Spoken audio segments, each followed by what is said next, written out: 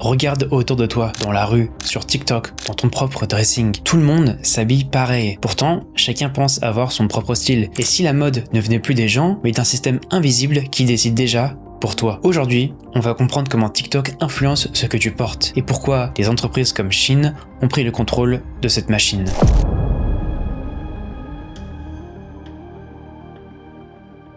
La plupart d'entre nous pensons nous habiller de façon originale, c'est-à-dire selon nos propres goûts. Pourtant, regardez autour de vous encore une fois. Au premier constat, vous verrez que les habits sont similaires, que ce soit les femmes entre elles, les hommes entre eux ou même entre les deux sexes. On retrouve les mêmes outfits, les mêmes tenues, les mêmes accessoires, en clair, les mêmes tendances. Vous me rétorquerez alors que c'est totalement normal puisque chaque décennie a sa propre mode ou son propre style. Et c'est vrai, mais on parle ici de mode qui change quand même très régulièrement, beaucoup plus rapidement qu'il y a quelques dizaines d'années, parce que nous ne voulons pas admettre que nous sommes facilement influencés par ce que nous voyons sur les réseaux sociaux. Et oui, qui n'a jamais acheté un article sur Vinted après avoir vu un influenceur le porter sur TikTok? Qui n'a jamais succombé à l'achat d'un habit rendu célèbre par une trend TikTok? Peu de gens, je dirais. C'est cela le monde de 2026, une économie de la fast fashion dominée par des micro-tendances de TikTok qui changent toutes les semaines, voire tous les 3 jours. C'est cette réalité qui fait que tout va très vite, voire trop vite. Au moment où nous avons l'impression de découvrir un outfit, on s'empresse de l'acheter, mais c'est déjà trop tard. L'outfit est déjà désuet. Et pourtant, comme tout le monde l'a acheté, nous le portons tout de même, ce qui crée par ailleurs un monde d'égalés de copies conformes où chacun s'habille de la même façon. Personne n'est capable de suivre les tendances TikTok en temps réel. Même les influenceurs dont c'est le métier n'y arrivent pas eux-mêmes. Ils sont totalement dépassés. Parce que l'algorithme fonctionne certes seul, mais quelqu'un tire les ficelles en douce pour le faire fonctionner. C'est ça qu'il faut comprendre. Le Machiavel de la fast fashion de TikTok, c'est Shein.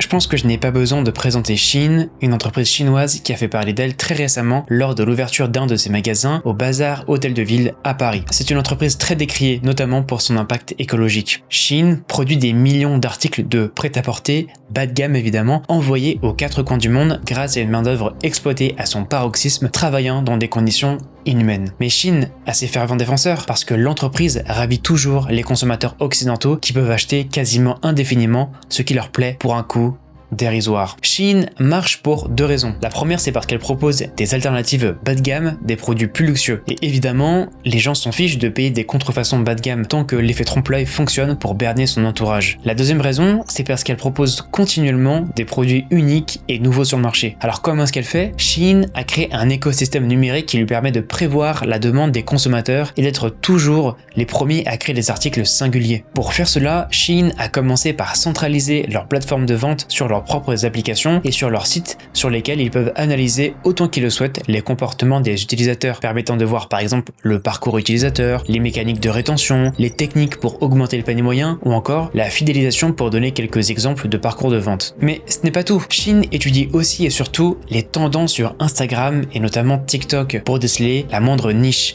la moindre opportunité commerciale. Il ne leur suffit ensuite que de produire de façon éclair, c'est-à-dire en quelques jours seulement ces articles, ce qui prend généralement parfois plusieurs semaines pour des concurrents du même positionnement de fast fashion comme Zara. Et ensuite, ils testent ces produits en petite quantité sur le marché. Si le marché est réceptif, ils augmentent la production. Sinon, ils abandonnent et passent à une autre tendance. Et c'est là que c'est pervers. Lorsque le marché devient réceptif, ce sont les influenceurs qui prennent le relais et en font la communication, ce qui rend la tenue immanquable. Évidemment, lorsque les utilisateurs de TikTok découvrent la tenue, elle est uniquement disponible chez Shein. La boucle est bouclée.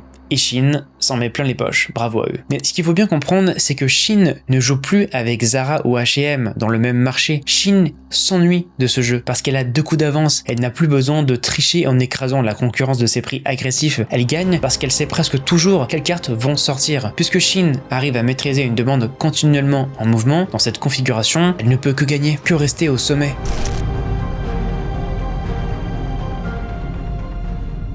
Pour conclure, Shein se sert de TikTok pour développer encore et toujours ses ambitions impériales. D'abord en décelant la demande sur TikTok, puis en créant l'offre et en attendant que l'une d'entre elles devienne virale, grâce aux influenceurs de TikTok. Shein est en train de créer un monde uniforme où il y a une disparition du style personnel. La mode est comme une course de train roulant à 1000 à l'heure. Il faut constamment sauter sur le bon wagon pour être dans la bonne tendance. Aujourd'hui, il y a une tendance excessive à la consommation. On achète le nouveau style qui change limite tous les jours. C'est trop, c'est too much. scratch. On achète la tenue, on la porte pour très peu de temps, puis on la met de côté et on recommence. Et on oublie déjà notre achat de la veille. Bienvenue dans un monde où nous avons l'impression de porter les habits que nous aimons, de porter les vêtements qui reflètent notre personnalité ou nos goûts, alors que tout n'est que parcours déjà tracé. Tu portes ce que tu as déjà vu, ce qui t'a influencé et tu ne t'en rends même pas compte. Il y a 2 leçons à retenir de cette vidéo. La première, c'est de savoir que nous sommes tous très influençables. Et donc, savoir ça va nous permettre de nous armer contre cette manipulation mentale. Mais aussi, ce qu'il faut comprendre, c'est que le monde actuel ne nous permet plus d'exprimer notre authenticité. Il nous incombe désormais de savoir choisir nos vêtements sans avoir à écouter des influenceurs ou plus simplement sans avoir besoin de scroller sur TikTok pour faire des achats responsables et qui reflètent notre personnalité. Enfin, Shein n'est qu'une des méga entreprises chinoises qui changent le visage des plus grandes entreprises mondiales. Avec AliExpress ou Temu qui fonctionnent à peu près de la même manière, il semblerait bien que la Chine soit devenue un terrible adversaire commercial pour le reste du monde, ayant une influence mondiale ici sur la mode et le style vestimentaire. La question qui vient en tête à présent, c'est quelle sera la prochaine industrie à succomber au machiavélisme chinois? Parce que la Chine ne vend pas seulement, elle contamine, elle répand, elle transperce à travers un écosystème chinois un soft power